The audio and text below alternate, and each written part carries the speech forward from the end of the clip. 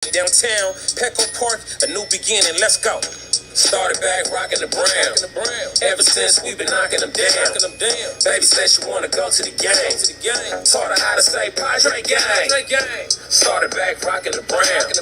Ever since we've been knocking them down. Mitchell and Ness with the old school name. All of the homies holler Padre gang. Yeah, that. Good day, everybody. Welcome to episode 216 of the Talking Friars podcast and YouTube show. I'm your host, Ben Fadden.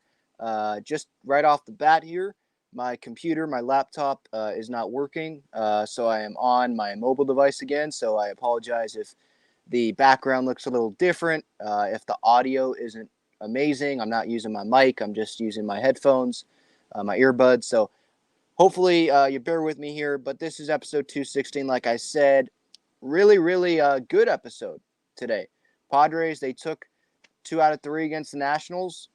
Blake Snell is pitching maybe his best that he's pitched in a Padres uniform.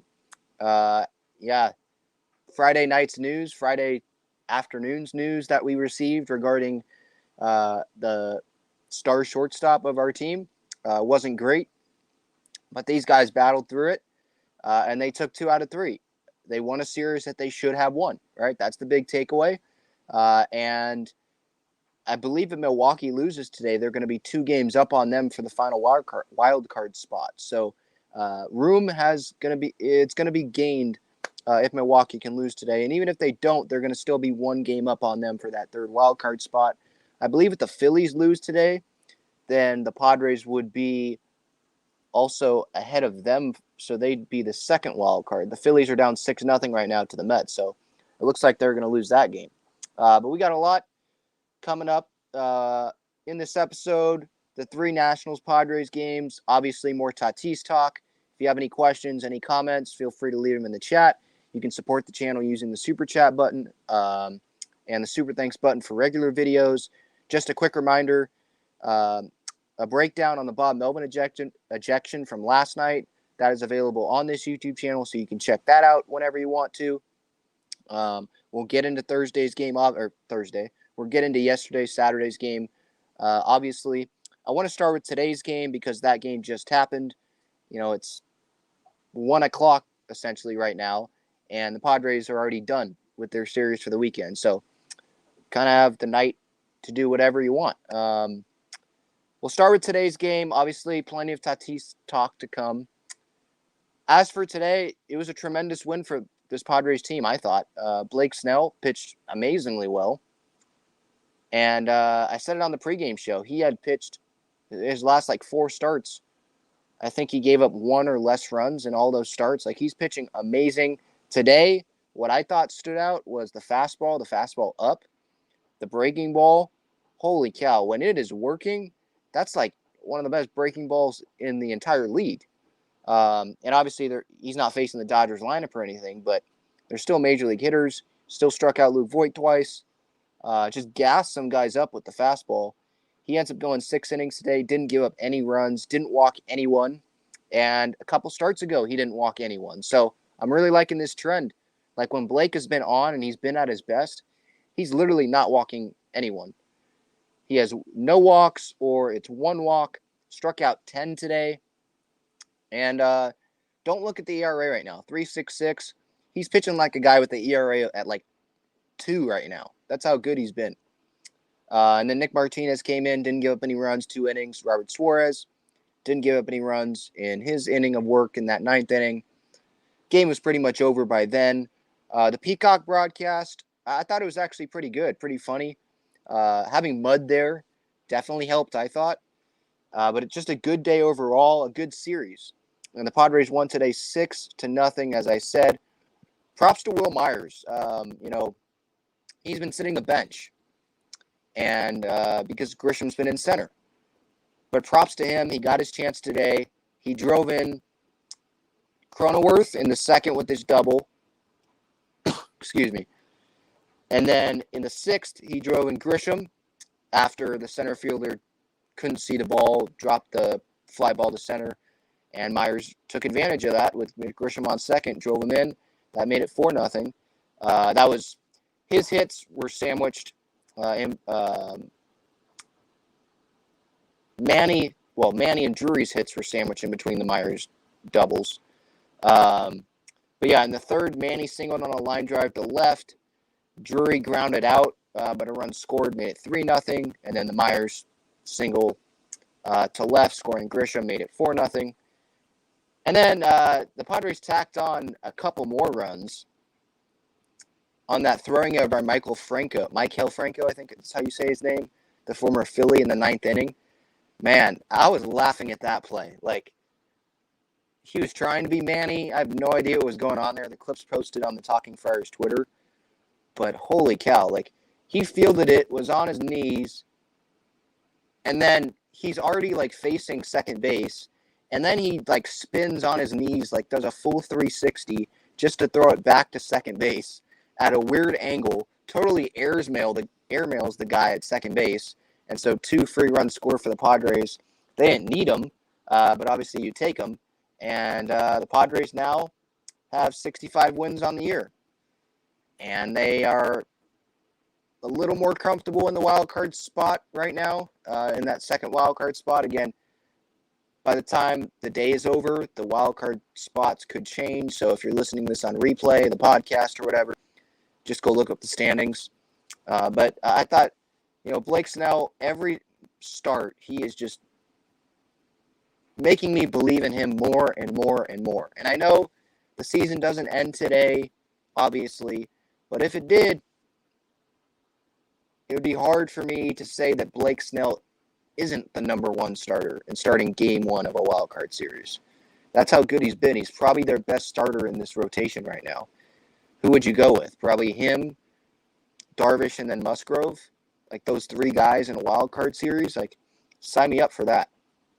And then this offense, they scored 19 runs in this series. So, what was that last weekend? Man, it's been a long week.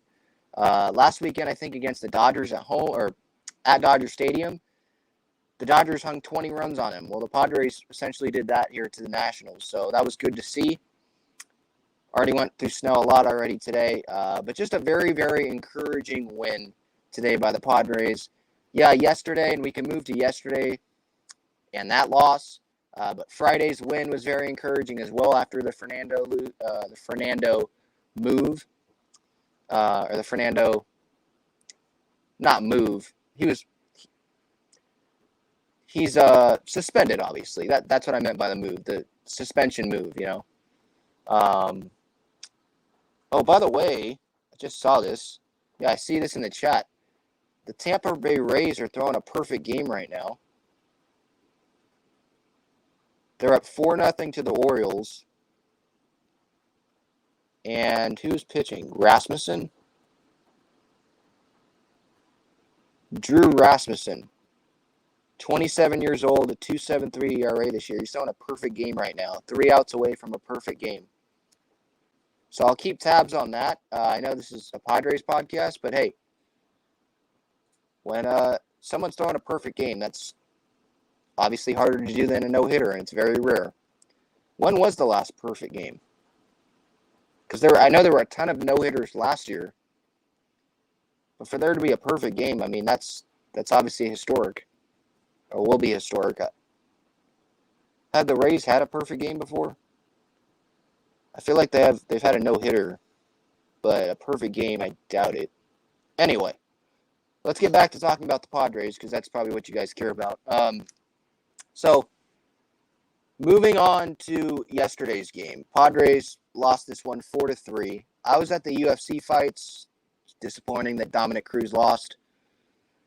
San Diego kid, I was really rooting for him, but they were fun. But so I didn't see the Padres game like in whole, but I went back and watched it. Went back and watched the highlights and stuff like that. And wow, to say the least, I mean, holy cow, that those umpires in New York need to get some new eyeballs from what they were seeing. Bob Melvin got ejected. And I know that's like the big thing, right? We're all reacting to that call, and I did a breakdown on it. And rightfully so that we should have reacted to yesterday's, slide. Bad call by the umpires, Like, that was the Nationals' 4th run. It was their go-ahead run. And that was the reason why the Padres lost 4-3 in that situation. I'm not saying that's the reason why they lost, like the primary reason. The primary reason why they lost was because of the offense. But to lose 4-3 there, if that run, if he's out, which he was out, he was thrown out by a mile, amazing throw by former national Juan Soto. If he was out there, the game's tied 3-3. And the Padres, maybe, they go back and win that game in extra innings, right? I know they weren't able to score in any innings after the fourth inning, 5th, 6th, 7th, 8th, 9th, didn't score anything. But hey, it's still, you get a runner on second base, and who knows what happens. But Padres got that taken away from them because of the umpires in New York. You'd think that they're watching it on replay. They have all the angles in the world, and they saw that Austin Nola's foot was on the plate. It was giving the Nationals runner the front part of the plate to slide into, and somehow he's safe there. Like, come on. Didn't make sense. Bob Melvin got ejected. The breakdown's up on YouTube, like I just mentioned a few minutes ago. Like, Bob Melvin, he literally went and showed the umpire, hey, dude, this is literally where he was standing. I put that in the breakdown. Like, it's so obvious that that was a bad call. But again, that's not why the Padres lost. Like, if they would have come through there in that 7th inning, it was the 7th inning, right? Where they had the bases loaded and 1 out. Ha-Seong Kim popped up. Yeah, Finnegan intentionally walked Crony. Kim popped out to short, and then Grisham struck out looking. Like, if they could have converted there, maybe they win that game. I'm just trying to recall, runner on first in the 6th. Runners on actually first and second in the 6th inning. Soto grounded out, so there's another one in the runners in scoring position opportunity gone. Already talked about the 7th inning. In the 8th inning, had runner on first, didn't get anything. And then in the 9th inning, Crony was on first, and then Mazzara popped out to end the game. So, like, they had guys on base. They had 15 guys left on base. And they just couldn't come through. That's the story. You could, argue, okay, why did Yu Darvish, why was he left in there for the 7th inning?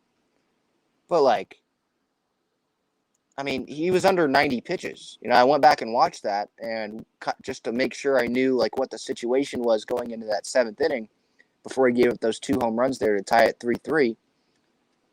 He was under 90 pitches, and he was cruising at that time. You just got to You just got to trust the guy. He is one of your aces. You got to trust him. And Bomel did put trust in, like he's done in a lot of his players all season long. And the game ended up being tied. But again, even when it was tied 3-3, it shouldn't have been 4-3 in that spot where it was. And then the offense needed to come through. When you're facing the Washington Nationals, you have to come through. So, yeah, it was a very disappointing loss. But, hey, I believe I said this going in. Like, yeah, I want them to sweep. I think they should sweep. But I'm not going to – you can't get mad at a par in golf, I can't get mad at a series win on the road. I'm just not going to get mad at it,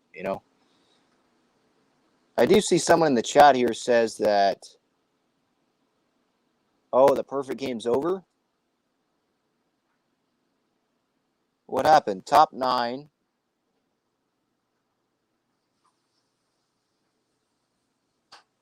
My game day is not loading.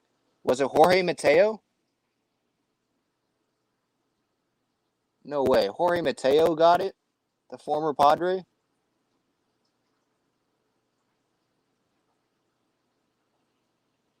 Wow. First pitch in the 9th inning. Okay. Of course. That's disappointing. That sucks. For a Rays franchise, they don't draw a ton of fans.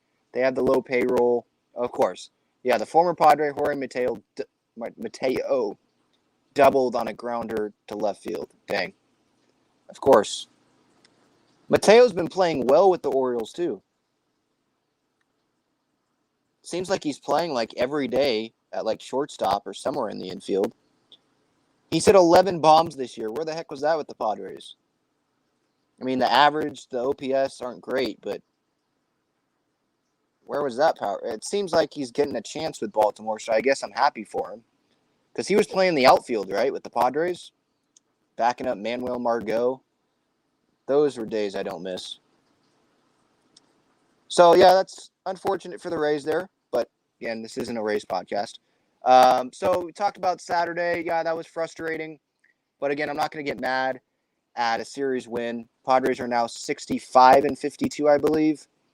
They're in a good spot. And yeah, this Miami series is going to be tough, but it's still Miami. Like, this is still a series you got to win. We can talk about Friday's game here.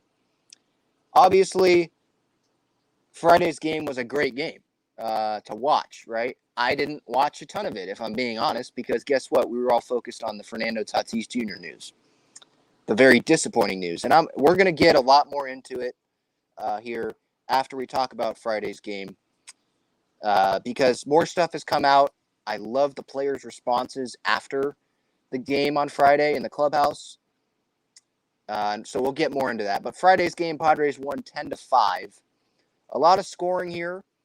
Grisham and Brandon Drury, they were like, forget Tatis. Forget that he was here. We've done all this without him. We're going to continue doing this without him. And now we're riding with Ha-Seong Kim. He is the shortstop now. For this season. It's like screw Tatis for this season. It is Ha-Seong Kim right now. And he got the Padres on the board 1-0 with a single. Manny doubled, made it 3-0. Doubled off the wall. 4-0 on the Crony reaching on the fielder's choice. Grisham homered. It was a bomb. Soto singled to left. Man, I love watching that guy hit. I mean, even when he doesn't hit, like, it's a must-watch at-bat. I've already said this multiple times on the show, but, like, man, his at-bats are just the Soto shuffle and just seeing his plate discipline. I could watch it all day. Singling the left.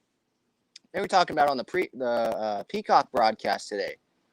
Mudd was like, when he was talking with Soto after the introductory trade press conference before that Wednesday night game at Petco, and he was saying how I enjoy watching myself hit the ball to left field as a lefty. And it's like, whoa, okay, now you know this guy's like real mature, 23 years old. Like, this guy knows what he's doing, has a routine. I mean, just compare Soto and Fernando. I mean, which one's the real leader? Which one's the one that actually leads by example? I think it's pretty clear we know which one it is, and it's not Fernando. Someone that he's different. Just the way, feels like the way that he's been in the dugout, and when he comes off the field, he's always dapping up guys, and he's usually the last one to come off the field, dapping up outfielders. Like this guy is the real leader. Him and Manny, Musgrove, those guys are the real leaders here. Tatis is not a leader, and it's clear by his actions. But keeping on Friday's game, Grisham with that home run. I think he has the most home runs on the team since May 29th, I want to say. 14 home runs or something like that. The most. It's even more than Manny. I think Kevin Acee said something about that in his newsletter this morning. I was saying that on the pregame show. I forget what exact date it was, but I feel like it was something like that. Soto singled. I talked about that. Made it 8-0. Brandon Drury, his home run. 23rd home run on the year. What is it? His third as a Padre, right? Homered twice at home. Robbed a couple times. Homered on Friday. That made it 10-2. 3 more runs were scored by the Nationals in the 9th, but obviously the game was over there. That wasn't going to be enough. So, again, that was another great win. It showed – I like the win because it was like, hey, our offense – yeah, I know we're playing the Nationals, but our offense can show up. When we're on, we're as dangerous as anyone in this league. Our offense is going to show up. We don't need Fernando's offense right now to win games here in the regular season. We don't know what's going to happen in the postseason. Hopefully they make it there, and I'm still confident, obviously, that they will make it there. But right now, this offense is fully equipped to make a run, maybe even for the first wild card spot. I think it's just that good. I mean, you look down the lineup, like for opposing pitchers, right out of the gate, first inning. Oh, I got to face two really, really great at bats. It's going to be long at bats usually with Profar and Soto, and then it's like, oh no, now the third hitter, I got to go face Manny. Great. Josh Bell's been struggling, but I don't think that pitchers view him as like a hole in the lineup. And then Brandon Drury has 23 bombs. Then you have to go face an all-star in Crony. Kim and Grisham, they've been swinging it well as of late. So Alfaro and Nola, like, is that, I guess, the one hole? You could say Bell too right now because he's just not playing great in a Padres uniform. But, I mean, there's not many holes in this lineup, and that's without Fernando. So I really love where this team is at offensively. I love where it's at with the rotation. Most of them, Manaya's been struggling, but like Musgrove's, he's pitching tomorrow. He bounced back in his last start. Blake Snell, he's pitching like the Blake Snell we traded for. Darvish is pitching well. I just love where they're at. I don't know what I was trying to do here. I'm on Baseball Reference. Oh, yeah, Josh Bell. I'm looking at the Josh Bell splits. Just seeing what he's hitting with the Padres. So right now with the Padres, entering today, he was hitting 171. 301 with Washington this year. Slow start, slump, could be a combination of those two. I'm not worried about him. He's playing pretty well at first base. I know today there was that throw at first where he dropped it and then picked it up right in time. But hey, he got the job done, right? That's all that matters. So again, it's a really good series win. My big takeaways in this series, Grisham swinging the bat really well. Snell continues to pitch really well. I mean, we didn't see Hader, and I guess that's a good thing because those first two games, right? Those games were out of hand in favor of the Padres, and this team just tuning out the noise. They're not going to pay attention to it. Friday, they had to address the media after the game, which is what we're going to get to right now. They didn't let that affect them, right? They went out Friday, 30 minutes after hearing A.J. Preller tell them that Fernando was going to be done for the year. And they went out, and maybe they were just pissed off. Maybe they're using this as a chip on their shoulder and saying, hey, there's going to be people that doubt us and say we can't win without Fernando. But guess what? We're well over 500 without him. We've done all these great things this year without him. AJ believed in this team enough to go get all of these additions. Like, let's go win this thing without him. Like, they're using that chip and prove those doubters wrong that don't believe in this team without Fernando, I believe that this team is a postseason team without Fernando. I believe this team can go win a wild card series without Fernando. Then I think that they can be competitive with whoever excuse me. Sorry, I need some water. I think this team could be competitive without Fernando in the division series if things are going the way they are right now. They're that talented. The lineup is much deeper. If they play like they did against the Dodgers last weekend, then no, they're not going to be a real World Series contender. But if they play the way they are now, if Snell continues to pitch this way and he's pitching against them, and Musgrove's bounced back and Darvish is pitching well, it's like, and Hader can find it, hopefully he can get more consistent appearances because he just hasn't pitched consistently with the Padres yet.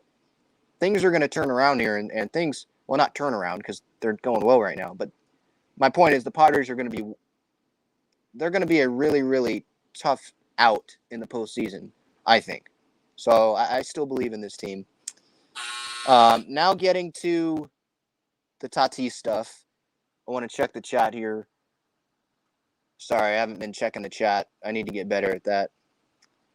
I was just going through all the games and stuff from this weekend. Yeah, Anthony, you're right. Second half Snell is here. Yeah, Snell's last 7 starts, his ERA is under 2.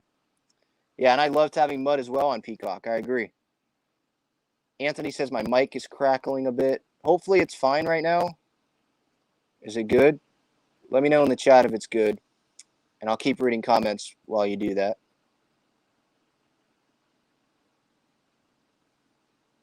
Blackwell here, that's a good question. Should Grish go back to leadoff? I mean, I think he's comfortable where he is right now. I like having Jurickson as the leadoff hitter. Switch hitter. You're not always putting a lefty leadoff. You know, I like the way the order is. It's like, if it isn't broke, don't try to fix it, you know? Right now, the lineup, it's not broke, right? Josh Bell, you could say, I guess, is, but I think he's just going through a tough stretch. They're going to keep playing him at first base. And like Ha-Seong Kim got a day off today, and they still went and scored how many? 6 runs? I know Kim's like not their 3-hitter, but he's been playing well with the Padres as of late. So they had some guys in there like Will Myers, you know, didn't get many at-bats, hasn't gotten many at-bats as of late because Grisham's been playing well, playing center. You're not going to take Juan Soto out of right field. You're not going to take Profar out of left field. And you want Drury DHing because he's been playing well, right? And I think they want Bell to get in the groove, so they're not going to take him out of, you know, the 4-hole, wherever he's hitting, and take him out of first base. So Myers is pretty much sitting the bench and just getting called on every so often. And guess what? He stepped up. On Friday night, pinch hit, 1 for 1. Today, drove in runs. He even got that bunt hit, I think, in his 3rd at-bat. Like, doesn't matter. He's trying to win. He's trying to help the team any way that he can. And just serious props to him. Props to Grisham, Snell, a bunch of guys in this series who showed up this weekend. We'll get to Tatis, don't worry. Just going through the comments here. Yeah, I agree, Christopher. The Miami series will be a good test for our offense going against great starting pitching. Yeah. Do we know who the Padres are going to be facing in that series yet? Let me check. I know it's Alcantara, I believe, on Monday against Musgrove. So that'll be interesting. That's at 3:40 our time. 3:40 again on Tuesday, Manaea against Cabrera. That guy has like a 2.05 ERA. And then Wednesday's a day game. Or no, well, it's an afternoon game there. 1:10 here. Clevenger against Pablo Lopez, who's been pitching really well. And he was a trade candidate. The Marlins didn't deal him, and then they come back home, play the Nationals for that 4-game set. Musgrove bobblehead day on Thursday, August 18th. Which is when we thought Fernando might be able to return, but obviously he's gone for the year. So, yeah, it's going to be a tough a few. Just, I haven't dug into their stats or anything too much, but just looking at the ERAs and knowing the track records of how they've done this year, yeah, those are 3, seems like 3 good pitchers that the Padres are going to have to face this week. But I'm confident in Musgrove to go toe-to-toe. Manaea, not so confident, but who knows, maybe he'll bounce back. Clevenger, I'm more confident in him than Manaea right now, I'll say that. So we'll see. I think that's another series they should win as well. Marlins are 50-64. Not a good team. These are series the Padres should win, just like they should have won this national series, and they did. All right. By the way, this episode is brought to you by Gaglione Bros famous cheesesteaks and garlic fries. You can visit gaglionebros.com to view their entire menu, the Friars Road address, the phone numbers, all that stuff. They're located on Friars Road, located inside Petco Park. I believe they're going to be inside Snapdragon Stadium as well when that stadium opens up in September for Aztecs football and the Wave soccer. So there's going to be multiple locations for you to enjoy your cheesesteaks and your garlic fries. They also have those cheesesteak fries, where it's the cheesesteak, just no bread, it's the fries in it. But yeah, they're amazing. Love Joe Gaglione and the crew over there. So feel free, gaglionebros.com. All right. So moving to this Tatis stuff. Obviously, I gave my reaction. I actually gave my reaction like during the game twice. to the Tatis suspension, 80 games, performance-enhancing drugs. Clostebol is what he was taking. It was a cream, and he said that it was to treat ringworm, but now there's reports out from Hector Gomez of ESPN that says, no, it wasn't ringworm. He actually was using it in March to try to cover up his injury that he suffered riding a motorcycle in the offseason. And by the way, he didn't just have one accident, as we learned in spring training. The first time that we learned of these accidents from Fernando himself, it wasn't just one, it was 2 accidents. So just lying all over the place from Fernando. Absolutely hate to see it. And AJ's right. There's no trust with Fernando right now. I also thought this kind of just came to my mind. Like, remember in the beginning of in the middle of this season when the Padres were at home and Fernando was with the team rehabbing, and I believe it was Marty Caswell who tweeted out a picture of him and said that he'd gained 10 pounds of muscle, like in the off season or whatever. And I was like, wait, what? If he had a wrist injury, how'd he gain 10 pounds of muscle if he can't use the left wrist to lift weights? Like, isn't that how you gain muscle, is by lifting weights and dragging weights and stuff? Yeah, you can use the other hand, but then he'd be probably off balance. Like, that didn't totally add up. And now we're obviously hearing the Clostebol stuff, which is that steroid, and that increases physical performance, according to stuff that I looked up on Friday. So now it's adding up a little bit more. I didn't have an accident.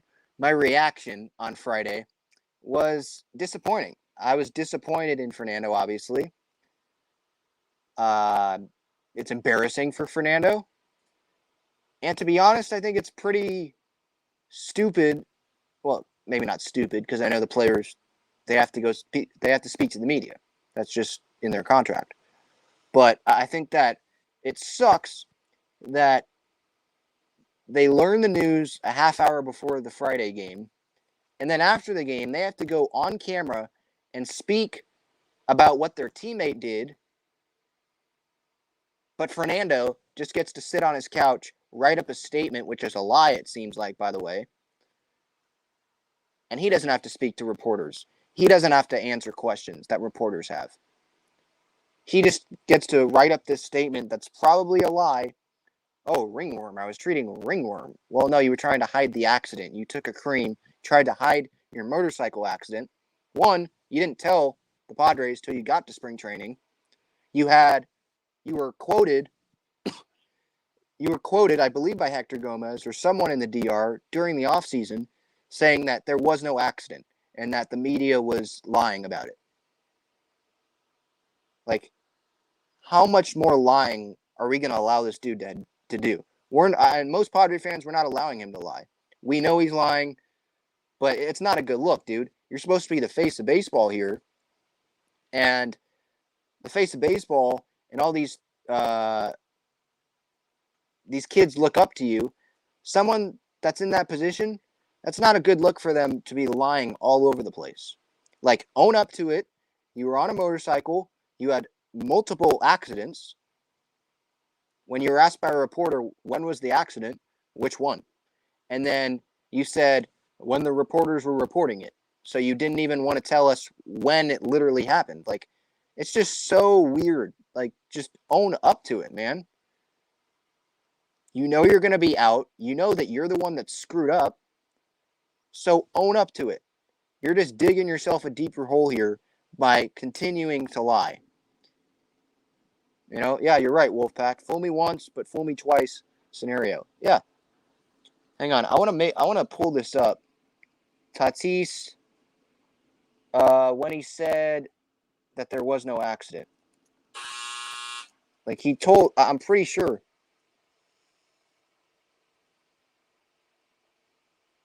He said that there was no accident, and then it came out that there was a minor accident. It's like, no, it wasn't minor, because guess what? you're out for the entire season. You were out for, even if you didn't take this steroid, you would have been out for what? The first 4 months of the season, 3 months of the season. So no, it wasn't minor. It's just the lying just boggles my mind.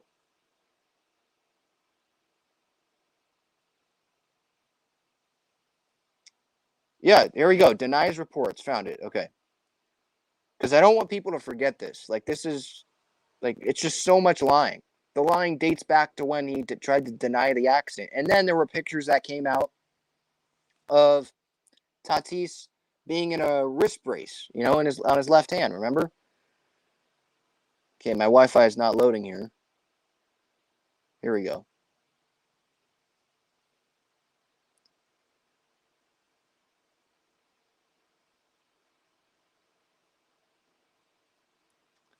Okay, so his father, I believe his father said this in the offseason. He is fine, in perfect condition. He hasn't had to go anywhere, and he's here in the Dominican Republic. It's nothing to write home about, a simple fall. He scraped his knee and hands a bit. That's it. Really? Scraped his hand and scraped his knee and his hands a bit. Fracturing your wrist is not scraping your hands a bit. Like, they were so shady about it. And then his mom's posting stuff on Instagram trying to make it seem like Fernando's telling the truth. It's like, dude, just own up to it. Your family, stop doing this. His whole family, like, it just doesn't make sense. Like, we're not idiots.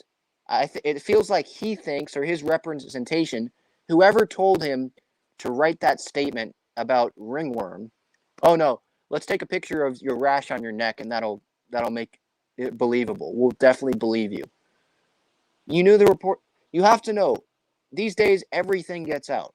The reporting is going to get out at some point.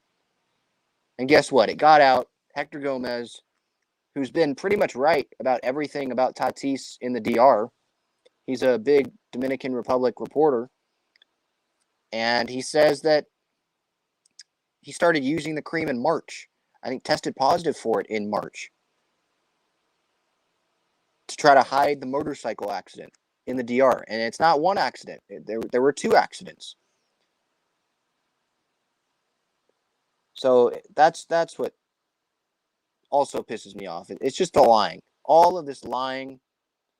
And then you're supposed to be a role model to all these kids that have your jersey. I mean, there's going to be another bobblehead, I think, this year given out. They're going to have to change that, the Padres.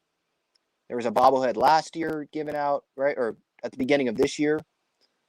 I think it was earlier this year. I got one. I've stored that in the way back of my closet. My Tatis jersey, don't know if I'm going to wear that again. That's in the way back of my closet. Don't even want to see it. I'm just disappointed.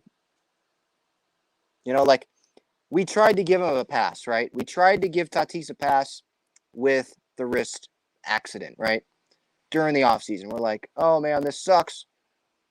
Seems like he's going to be fine. And then we hear in spring training, no, he's going to have surgery.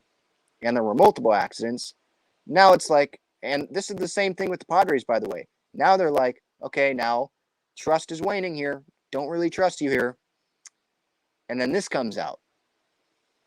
And that he's been doing it since that he was using it in March. That's 5 months. More than 5 months that the Padres didn't know about this, that Tatis was doing this. So there's no trust there. I don't blame the Padres at all. I don't blame AJ at all for saying that there needs to be trust both sides for this relationship to work. He was telling the media that. And for Fernando, after Friday's game, or during Friday's game, to not communicate with Preller, or before Friday's game, actually, because that's when the news came out and broke, to not call AJ directly, and you have to have someone else related to you or close to you to call Preller. You couldn't speak to him directly. Like, that's not what a leader does. Just own up to it, man. I'm sure he's probably talked to Preller and Seidler by now. But like Preller said, like, you can say it and You can say you're sorry and all that, but actions speak louder than words here, man. They do. And now you've cost your team a chance, or a stronger chance at winning the World Series. The Padres still have a chance to win the World Series. I still firmly believe that. They have a very good team.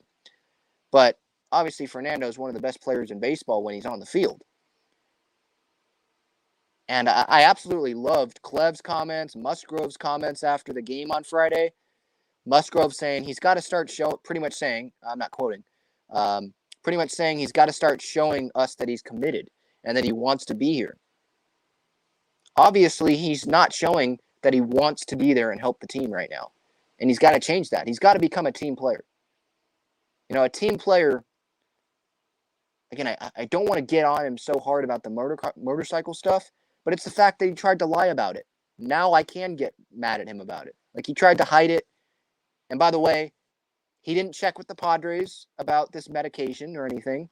He just decided to take it, and then he screwed up. Go through the team. Anything, and you have anything wrong, I've heard former players all the time. They're like, no, we go through the team so that stuff like this, dumb stuff like this doesn't happen. That's not what a leader does. That's not what someone that really wants to be a part of the team, that's not what that type of person does, right? They don't try to hide something, you know? They just address it head on and be a man and go own up to it. So, yeah, he has not shown right now or in recent actions that he's really committed to this team. That can change, but just, I'll go back to the Soto and Tatis comparison, right? Tatis is 23 years old right now, right? 23. Guess what Juan Soto's age is? 23. Who's the real leader? Juan Soto. He's been here for a week and a half. You know, who's the guy that's showing that he really cares? Juan Soto. Again, this can change. It can change. Tatis can show, and I'm sure that he'll try to really show that he cares, right? But his actions recently, they have not shown that he actually cares and that he wants to be a leader for this team. And based on the players' reactions with Mike Clevenger and a lot of guys, they're like, no, we can win without him. We don't need anybody else. That shows, like, I don't think they ever believed that Fernando was a leader in this clubhouse.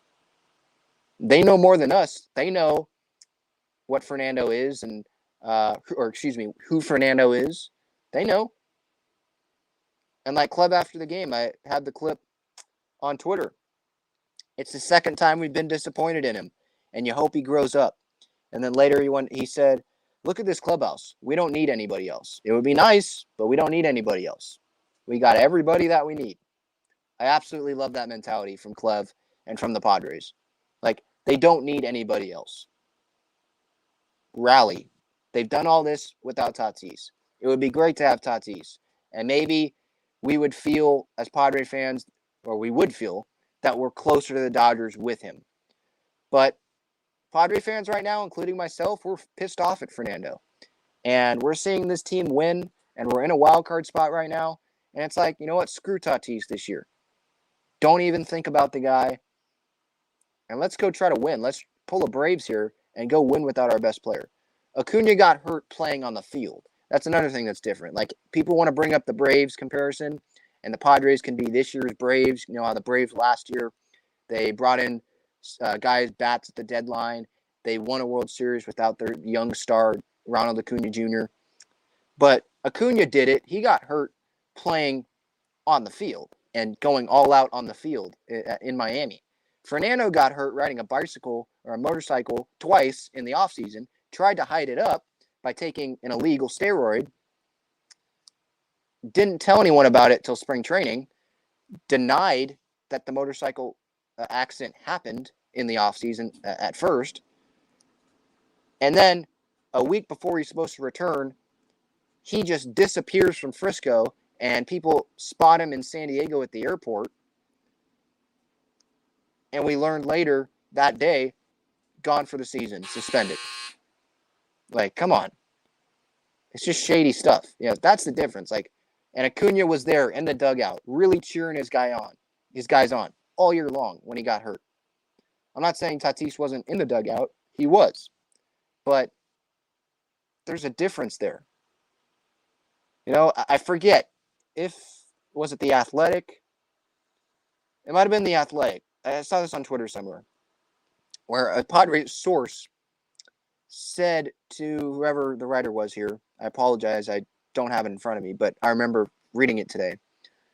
That source said to the writer, I'm not surprised, Fernando does whatever he wants. That's a bad sign.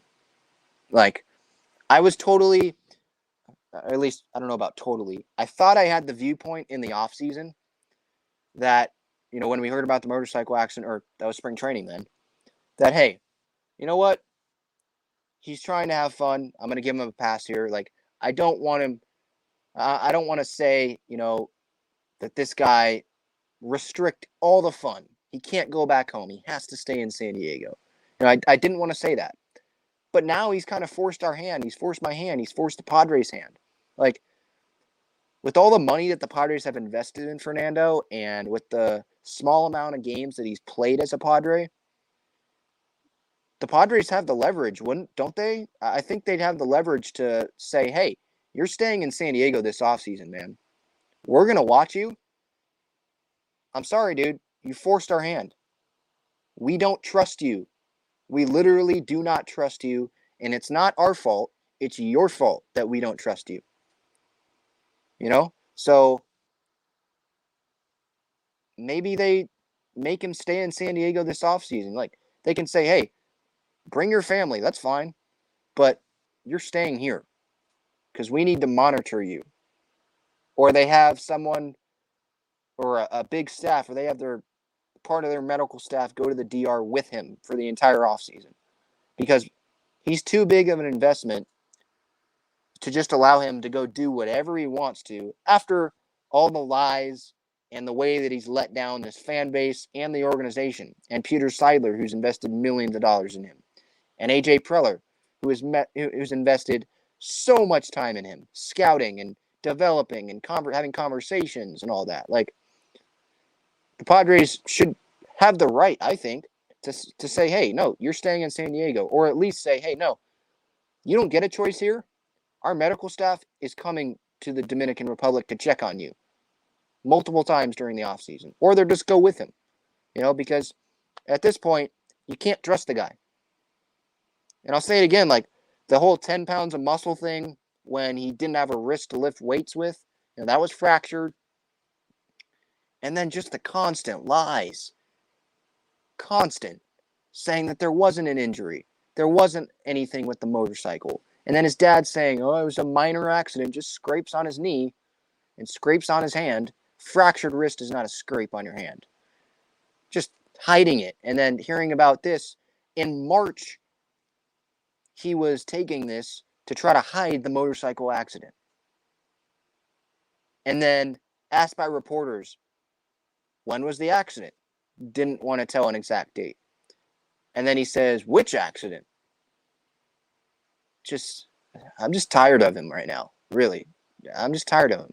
I'm not saying you avoid his contract. He's too talented. Like, they should still invest time in him. Why did I just say for the last 5 minutes, they should go to the Dominican Republic with him or make him stay in San Diego? Like, I want them to invest time in him, but there's got to be trust both ways. Like, Fernando, he has to grow up. Does he really want to be a team player or not? Like, at some point, he's got to change his actions. And maybe part of that is going to be the Padres forcing him to change his actions a little bit. And what I mean by that is the Padres going with him wherever he goes, in terms of like baseball activity and weight room activity, and monitoring the stuff that he's doing and saying, hey, you have to be upfront and honest, or we will take away money and we will, take another look at this contract. Because they tried to be nice. They tried to be nice with Fernando and saying, we're not going to take advantage here. We're not going to take any money away from you with this motorcycle accident, right? Even though I'm pretty sure he violated the contract, because I'm pretty sure I saw a report, I think, from The Athletic earlier this year that said, no, in the contract, it said that he couldn't be doing this, and he still did it. They let him slide. But now, it's like, come on. I wouldn't blame the Padres to go look at the contract again, to be honest. But no, they don't. You're not going to trade him. You're not going to void the contract or anything. But it's just you got to be. You pretty much have the leverage here, and you have all of the power, I think, to literally tell Fernando, "Hey, we're going to watch you. We're going to monitor you, whether you like it or not, because your decisions aren't good right now for this team, and it should be about the team, not about you." So those are some more of my thoughts. More thoughts on Tatis, feel free to put them in the comments. Again, I loved the players' thoughts here, saying that we don't need him. We've got everyone we need in this clubhouse. He's disappointed twice now. Not once, twice. And we've won without him. Let's go win without him even more now. Oh, Justin says Pujols hit a homer to put the Cardinals ahead.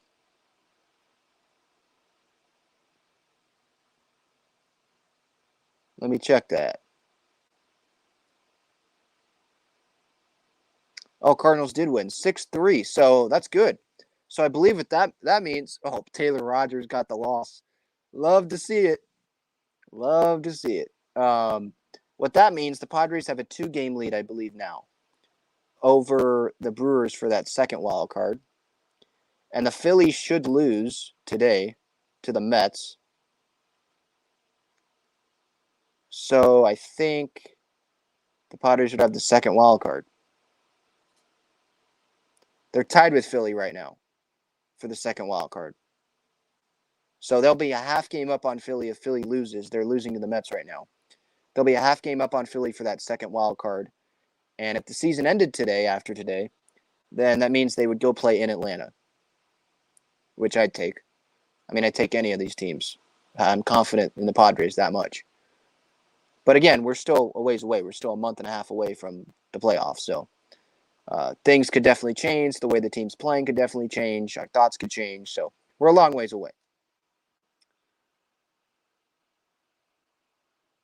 Yeah, Wolfpack, that's a good point here. If Tatis is going to act like a child, then treat him like a child. Like, I know you can't follow him around everywhere he goes, but it's not like you're paying him minimum salary, you know? You've invested $340 million in this guy, and he's hurting the team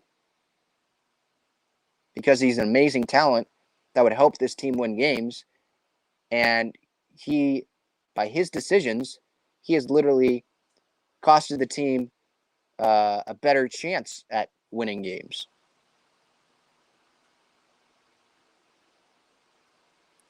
Yeah, Wolfpack asks, do the Padres need to seriously consider trying to move Tatis? If anyone is willing to take on that contract, going to be a hard sell.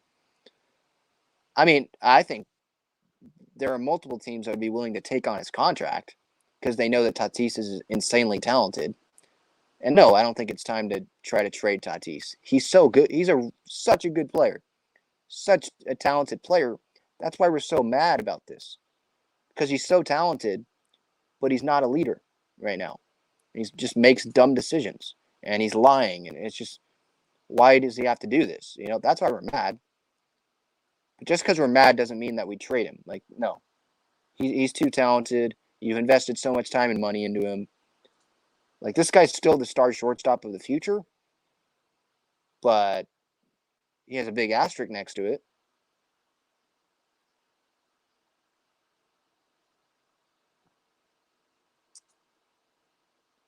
Blackwell says, do you think they beat Miami Monday? I think so. I think Musgrove can match up with Alcantara. And I wonder, let's see what Miami's done over the past few days. Because weren't they in the playoff hunt, and now they're not? They're losing to the Braves right now, 3-1.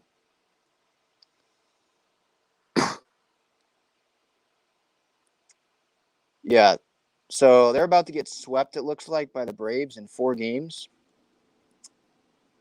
And they lost the series to the Phillies, lost a series to the Cubs, lost a series to the Reds. So they can't win a series right now. So yeah, the Padres should be winning these games.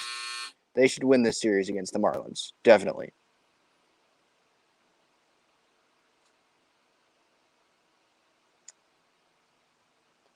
Alex says he'd give Tatis one more year. If this keeps happening, then I would consider moving him. Maybe that's what the Padres decide to do. But look, I'm not giving up on Tatis. I'm just expressing my severe disappointment in Tatis, and just I can't stand him right now. Like, he's still a Padre, but it's really frustrating that he's such a superstar player, face of the game. All these kids look up to him. He's like a god here in San Diego, and this is what he does. Just it sucks.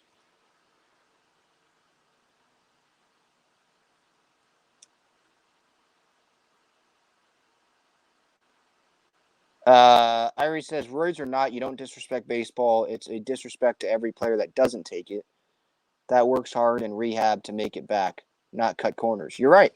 Tatis tried to cut a corner. If this Hector Gomez report is right, tried to cut a corner, tried to use the steroid, the cream. It wasn't to treat ringworm. It was to try to hide his motorcycle accident injury of his wrist. And, he tried to cut the corner, and guess what? What happens when you cut the corner? Usually doesn't work out great. And it's not working out great for him. It's not working out great for the Padres. In terms of, like, him being on the field. He's not going to be on the field this year. That's a big loss.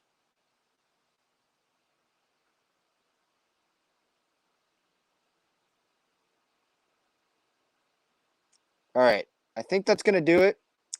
This has been Talking Friars episode 216.